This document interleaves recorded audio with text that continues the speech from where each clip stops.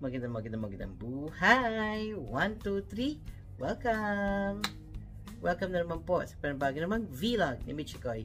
And good morning!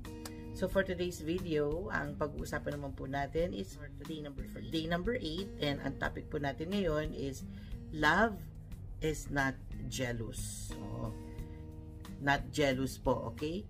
So, our verse for today is from Song of Solomon 8:6, and I will be quoting from the New International Version. Sabi po dito, papakita natin sa screen, ito po siya. Love is as strong as death, its jealousy unyielding as the grave, it burns like blazing fire. So for today's challenge, be determined to be the number 1 fan of your spouse. Yes, diba? Ganun naman dapat. Yung i-acknowledge mo, wow, you did a great job. Talaga, na-promote ka. I'm happy for you. Diba? Just reject any negative thoughts na papasok sa'yo patungkol sa inyong asawa. Lahat ang isipin mo, yung maging masaya ka sa success ng asawa mo, maging masaya ka sa victory ng asawa mo, nalaman mo kunyari na nabigyan siya ng bonus, nalaman mo kunyari na nagkaroon siya ng increase, nalaman mo kunyari na puri siya, di ba?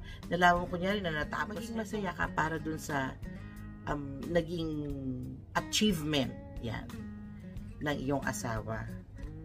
Okay? Hindi yung magseselos ka sa achievement ng asawa mo na talaga lang na-promote siya. Sige, dapat ma-promote din ako. Hindi ganun. O kaya, bakit siya mapopromote? Ganito. Hindi. No. Kaya nga, alisin mo yung any negative thought. Diba? Nung last time natin, pinag-usapan natin, diba, na isulat mo lahat ng mga positive traits na meron siya.